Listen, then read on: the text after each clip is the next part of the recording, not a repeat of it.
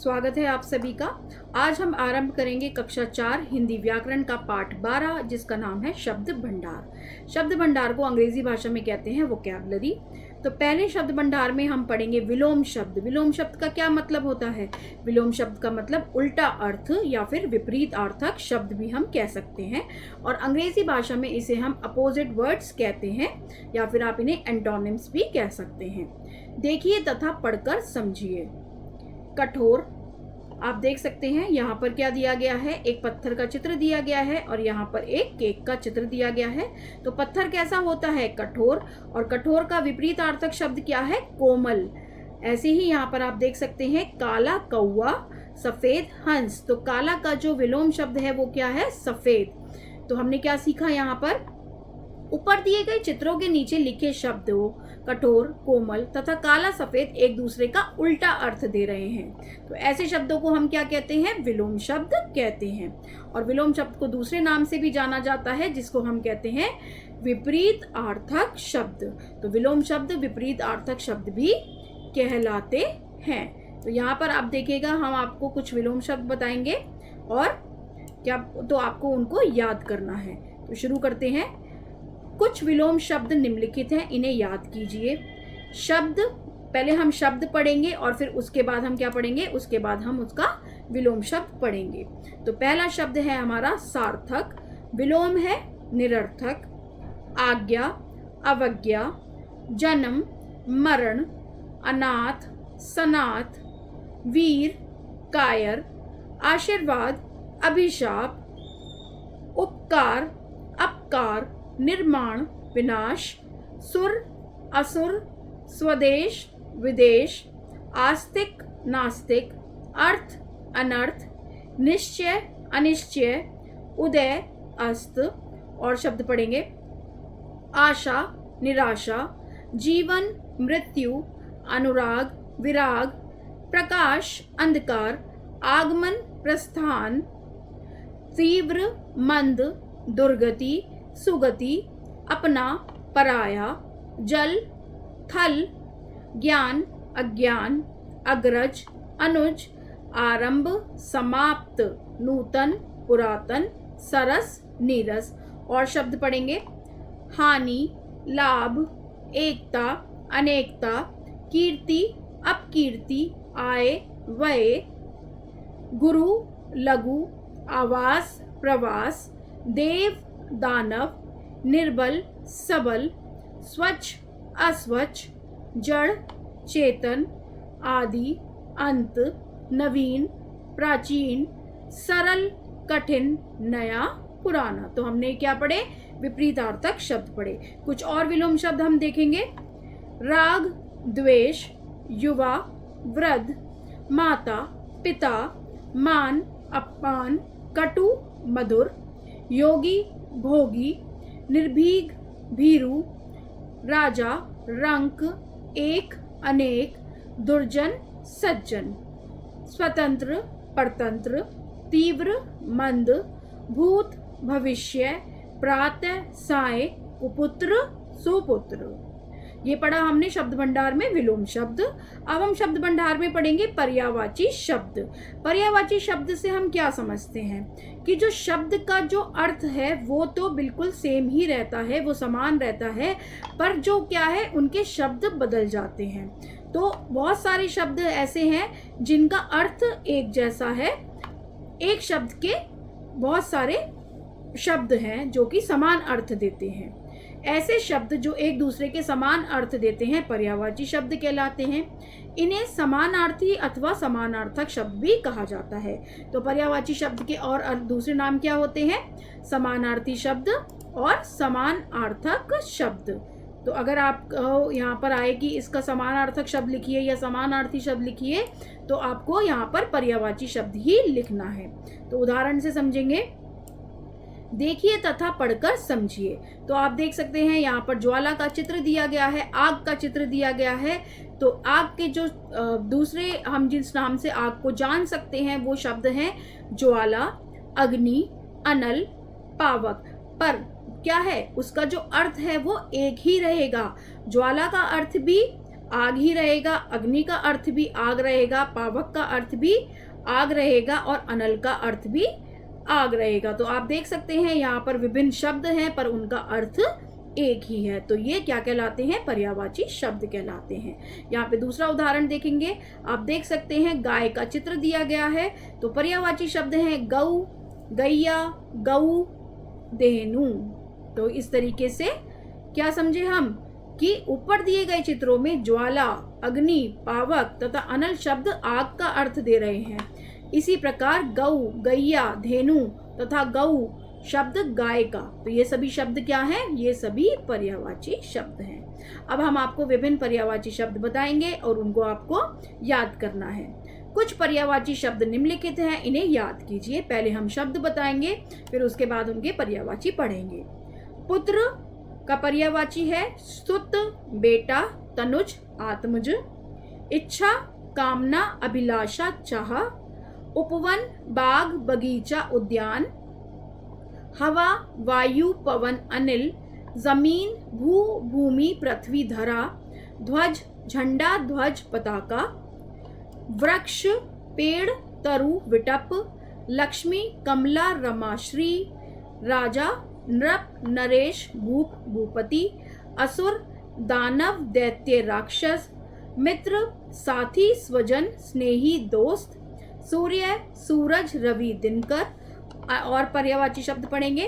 पुत्री का क्या होता है पर्यायवाची शब्द? सुता, बेटी, तनुजा, आत्मज।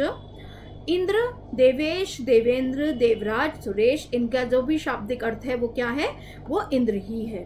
आग, अग्नि, पावक, अनल, हुताशन। आग, आकाश, आसमान, गगन, नभ, अंबर।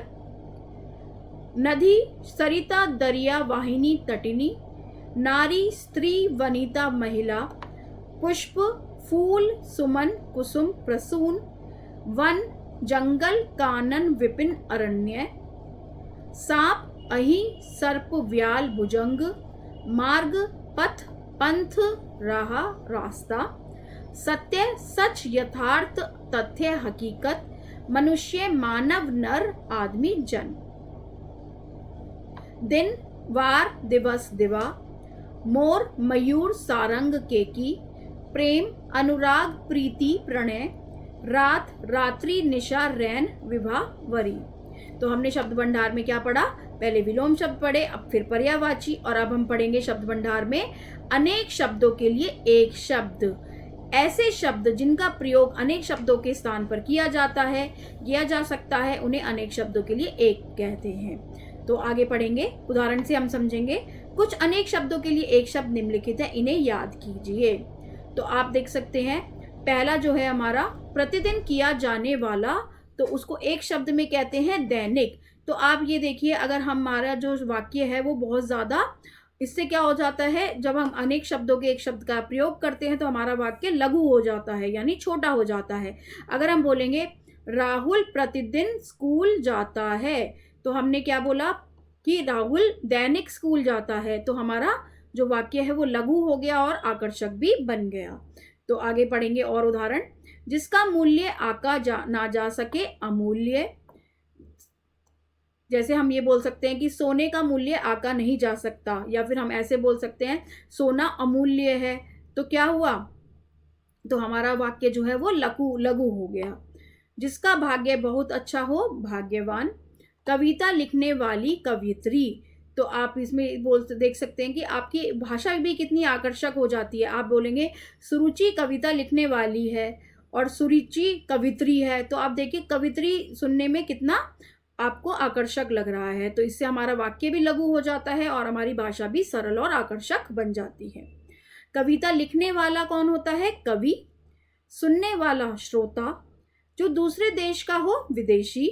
जो कठिनाई से मिले, दुर्लभ। जो सदा सच बोले, सत्यवादी। जहां पहुंचना सरल हो, सुगम। जो कभी ना मरे, अमर।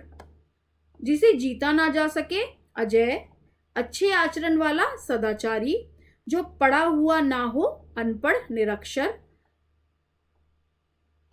नगर में रहने वाला, नागरिक। जो दूसरों की भलाई करे, परोपकारी। जहां चिकित्सा की जाती हो, चिकित्सालय। सभी मंत्रियों में प्रधान, प्रधानमंत्री।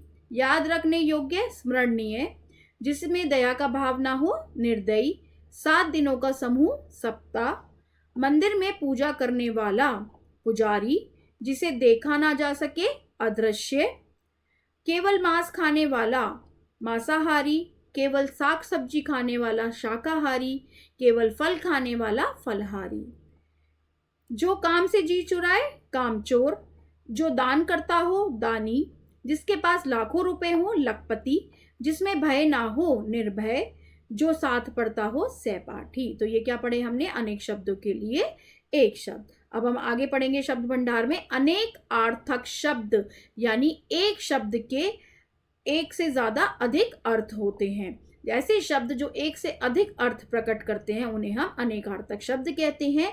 अब आप उदाहरण से समझेंगे। कुछ अनेकार्थक शब्द निम्नलिखित हैं, इन्हें याद कीजिए। उत्तर, उत्तर क्या है? एक दिशा का नाम भी है और एक प्रश्न का जैसे जो जवाब होता है वो भी उत्तर है। तो आप देख सकते हैं शब्द है एक है पर उसके अर्थ अलग अलग हैं।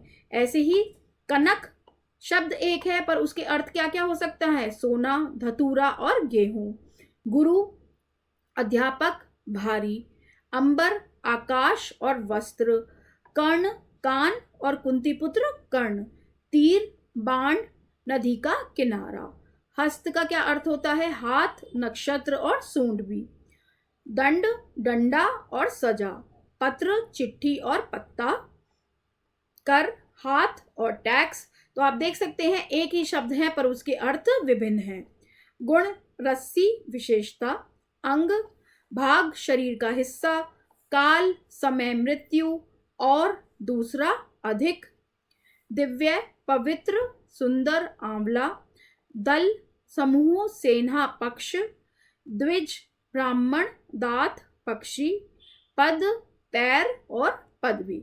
तो इस अध्याय में हमने क्या क्या सीखा? हमने सीखा ऐसे शब्द जो एक दूसरे का विपरीत अर्थ देते हैं विलोम शब्द कहलाते हैं। समान अर्थ देने वाले शब्दों को पर्यायवाची शब्द कहते हैं। ऐसे शब्द जिनके एक से अधिक अर्थ हो उन्हें अनेकार्थक शब्द कहते हैं। अब हम अभ्यास की ओर बढ़ेंगे। आओ करके देखें।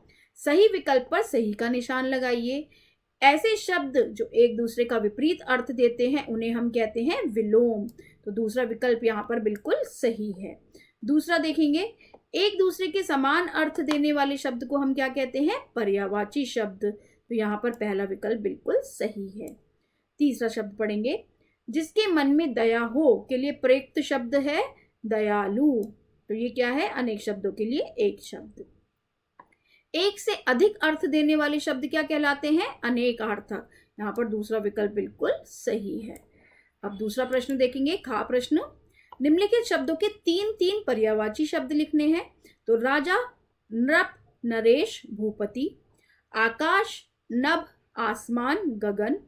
मित्र, साथी, दोस्त, स्वजन। इंद्र, देवेश, देवराज और सुरेश। गा प्रश्न की ओर पढ़ेंगे।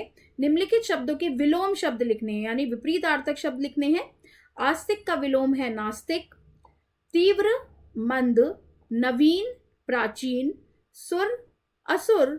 न्याय, अन्याय। अनुराग, विराग। गा प्रश्न की ओर पढ़ेंगे। निम्नलिखित वाक्यों में रंगीन छपे अनेक शब्दों के स्थान पर एक शब्द लिखकर वाक्य पुनः लिखना है। तो आर्यन के माता पिता नहीं है, तो जिसके माता पिता नहीं होते हैं उसको क्या बोलते हैं? अनाथ। तो क्या लिखा हमने? आर्यन अनाथ है। दूसरा देखेंगे, भेड़िया मांस खाता है। तो जो मांस खाता है वो कहलाता है मांसाहारी। तो हमने क्या लिखा? भेड़िया मांसाहारी है। राहुल के पिताजी के पास करोड़ों रुपए हैं। जिसके पास करोड़ों रुपए होते हैं वो क्या कहलाता है? करोड़पति। तो राहुल के पिताजी करोड़पति हैं। चौथा, तन्मय अधिक बोलता है। जो अधिक बोलता है वो क्या कहलाता है? वाचाल। तन्मय वाचाल है। डा प्रश्न की ओर बढ़ेंगे। रंगीन शब्दों के विपरीतार्थक शब्दों द्वारा रिक्त स्थान भरिए। तो यहाँ पर देख सकते हैं, यहाँ पर रंगीन शब्द में लिखा है नई। तो नई का जो विलोम होता है वो होता है पुरानी। अजीत ने अपनी पुरानी कार बेचकर नई कार खरीद ली। यहाँ पर आप देखिए प्रेम शब्द यहाँ पर रंगीन में लिखा हुआ है। तो प्रेम का क्या होता है विपरीतार्थक? घृणा। सभी जीवों से प्रेम करो, घृणा नहीं।